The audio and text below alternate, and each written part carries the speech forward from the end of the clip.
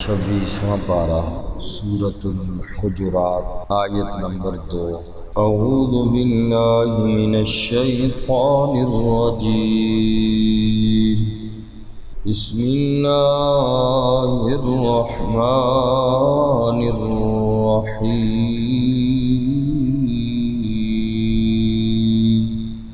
یا ایھا الذین آمنوا، اے ایمان والو، لا ترفعوا اصواتکم، تم نہ بلند کرو اپنی آوازوں کو،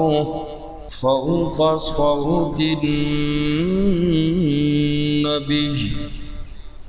نبی پاک صلی اللہ علیہ وسلم کی آواز پر، وَلَا تَجْهَرُوا لَهُ بِالْقَوْلِ، اور نہ بلند آواز سے بات کرو ان کے سامنے، كَجَهْرِ بَعْضِكُمْ لِبَعْضٍ، جیسے زور سے بولتے ہو ایک دوسرے سے، تحبط اعمالکم، کہیں ایسا نہ ہو کہ ضائع ہو جائیں تمہارے اعمال، وانتم لا تشعرون، اور تمہیں خبر بھی نہ ہو۔ کل کی آیت مبارکہ میں دو اصول گزرے تھے کہ اللہ اور اس کے رسول کے حکم سے آگے نہ بڑھو، اور دوسرا اصول بیان فرمایا واتقوا اللہ، لوگو اللہ کا خوف دلوں میں پیدا کرو، اللہ سے ڈرو، تقوی اختیار کرو۔ اور آج کی آیت میں تیسرا اصول اللہ نے ذکر فرمایا، اور گزشتہ آیت کے شان نزول میں قبیلہ بنو تمیم کا جو وفد آیا تھا، سیدنا حضرت ابو بکر صدیق اور سیدنا حضرت فاروق اعظم کی آواز امیر بنانے کے معاملے میں بلند ہو گئی، حضرات شیخین کی آوازیں بلند ہوئیں، قرآن کی یہ آیت نازل ہو گئی، اے ایمان والو، نبی پاک صلی اللہ علیہ وسلم کی مجلس میں بیٹھے ہوں، اپنی آوازوں کو نبی کی آواز پر بلند نہ کرو۔ تو جب یہ آیت نازل ہوئی، حضرت سیدنا ابو بکر اور سیدنا فاروق اعظم سخت نادم ہوئے، اور اس کے بعد پھر کبھی بھی شیخین نے نبی پاک صلی اللہ علیہ وسلم کی مجلس میں کبھی اونچی آواز سے بات ہی نہیں کی، اور حضرت سیدنا عمر رضی اللہ تعالی عنہ کی آواز ویسے بھی اونچی تھی، اور ان کے بارے میں آتا ہے کہ جب یہ آیت نازل ہوئی، اس کے بعد جب بھی نبی پاک کی مجلس میں جواب بھی دینا ہوتا تو فاروق اعظم سے بار بار پوچھا جاتا، اتنی آواز کو سیدنا فاروق اعظم نے آہستہ کر لیا۔ اور اس آیت مبارکہ میں بھی یہی تیسرا اصول ذکر کیا نبی پاک کے ادب و احترام میں، کہ اگر حضور پاک کی مجلس براہ راست لگی ہوئی ہو اور تم بات کر رہے ہو، یا نبی سے بات کر رہے ہو، یا نبی کی مجلس میں بیٹھ کر آپس میں بات چیت کر رہے ہو، ایمان والوں کو حکم یہ دیا کہ ہمیشہ اپنی آواز کو آہستہ رکھو، اور اگر تم نے آواز نبی کی موجودگی میں آواز اونچی رکھی، آواز کو پست نہ رکھا، نبی ناراض ہو جائیں گے، اور نبی ناراض ہو گئے تو تمہارے ساری زندگی کے اعمال ضائع ہو گئے۔ اس لیے نبی کا ادب و احترام یہ ہے، نبی پاک جس مجلس میں ہوں، نبی پاک سے بھی بات کرو تو اونچی آواز سے بات نہ کرو، آواز نبی کی آواز سے تمہاری آواز پست ہونی چاہیے، اور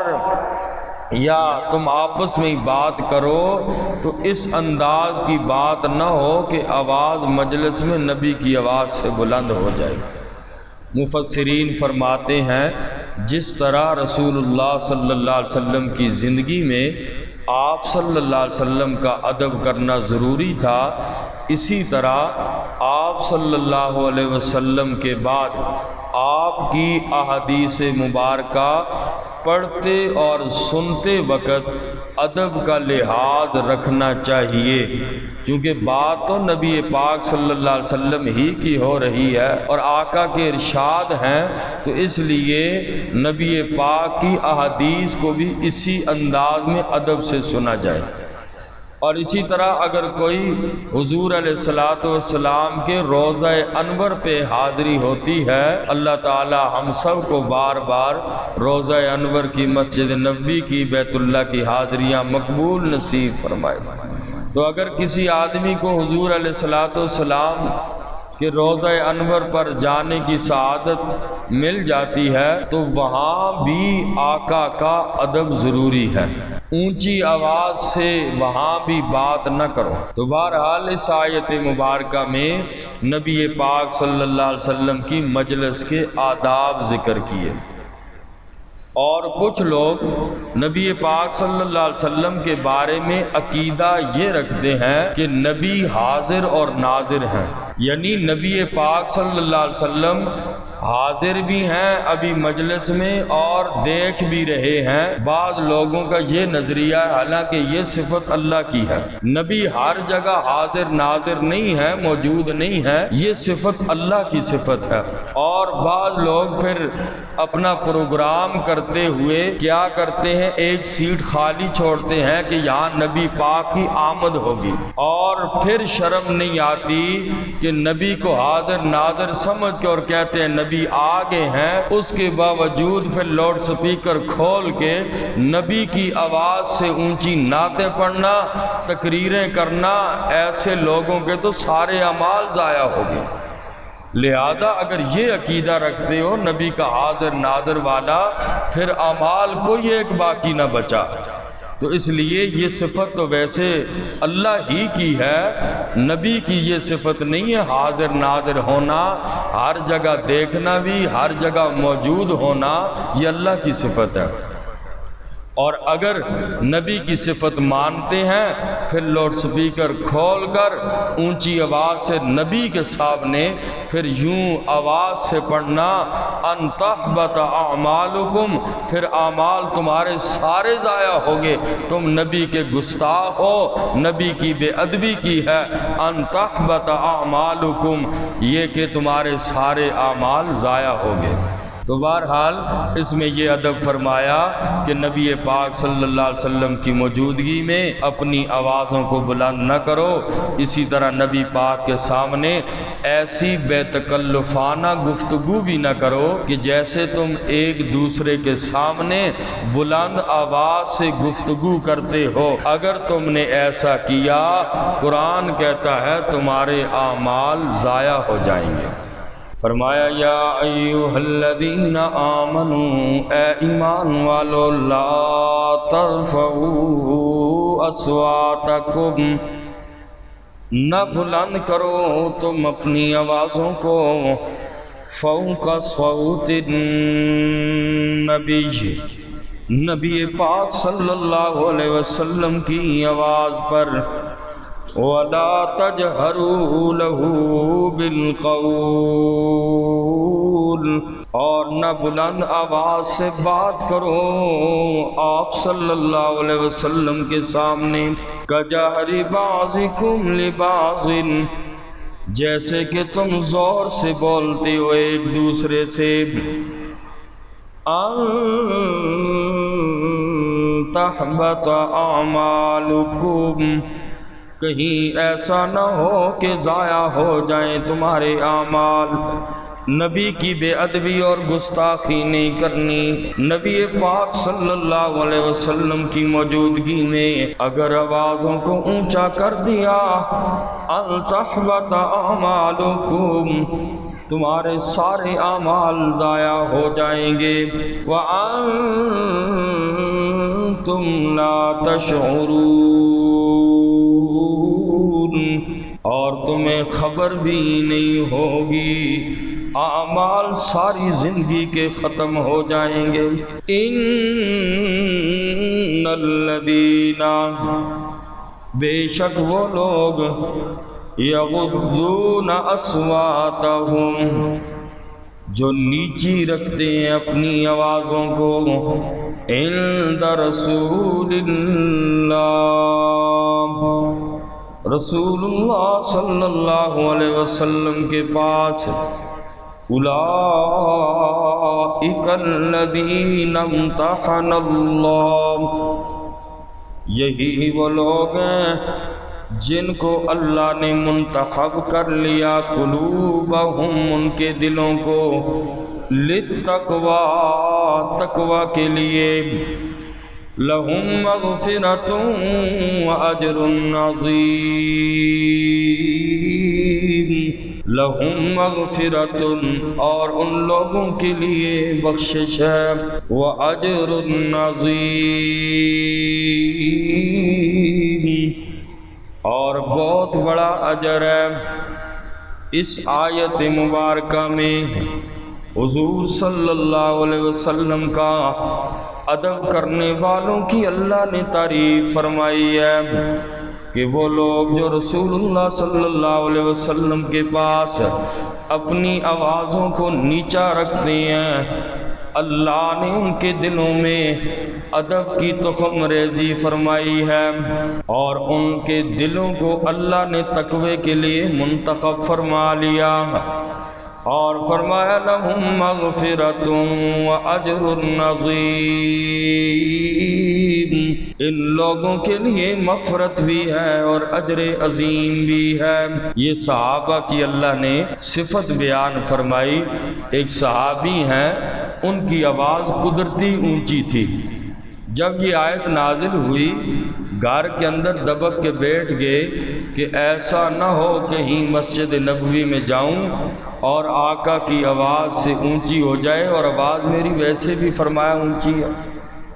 دیکھا نظر ہی نہیں آ رہے، نبی پاک صلی اللہ علیہ وسلم نے پوچھا وہ صحابی کہاں، کہیں بیمار تو نہیں ہے؟ فرمایا نہیں یا رسول اللہ، بیمار تو نہیں ہے، گھر ہی میں ہیں۔ بلایا ان کو، فرمایا کیوں نہیں آ رہے؟ فرمایا یا رسول اللہ، بات یہ قرآن کی یہ آیت نازل ہوئی اور میں نے یہ سمجھا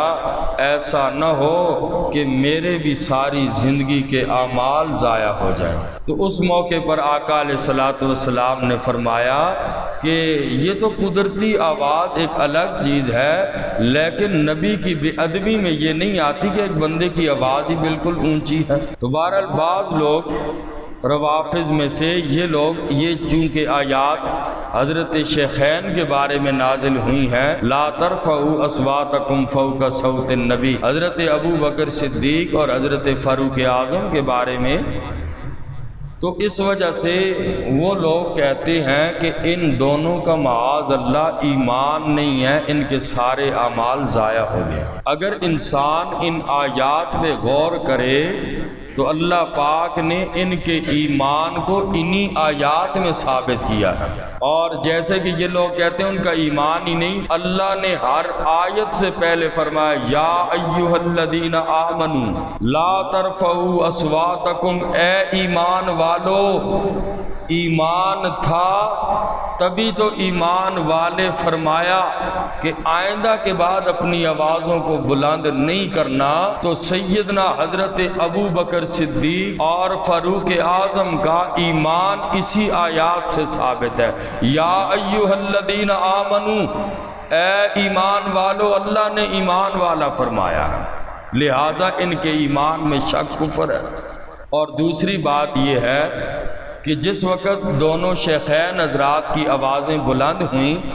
حکم آنے سے پہلے حکم نہیں تھا، آوازیں بلند ہو گئیں، غلطی ہو گئی، اب اللہ کی طرف سے حکم آ گیا، آنے کے بعد ان میں سے کسی کی آواز نبی کی مجلس میں بلند نہیں ہوئی ہے، یہاں تک کہ حضرت عمر تو اتنے سلو ہو گئے، بار بار پوچھا جاتا تب جا کے سمجھ آتی بات۔ اس آیت کے نازل ہونے کے بعد کسی کی آواز صحابی رسول کی بلند نہیں ہوئی۔ اور تیسری بات یہ ہے کہ آیت نمبر جو 3 ہے، اللہ پاک نے شیخین سیدنا ابو بکر سیدنا فاروق اعظم رضی اللہ تعالی عنہما کے اللہ نے اس آیت میں تعریف بھی کر دی، لہذا قرآن سے ان کا ایمان ثابت ہے۔ فرمایا تم نے نبی کی مجلس میں اپنی آوازوں کو پست رکھا، اس کے بعد کبھی اونچی آواز سے نہیں بولے، اولئک الذین امتحن اللہ قلوبہم للتقوی، تمہارے تقوی کو کائنات میں کوئی پہنچ نہیں سکتا،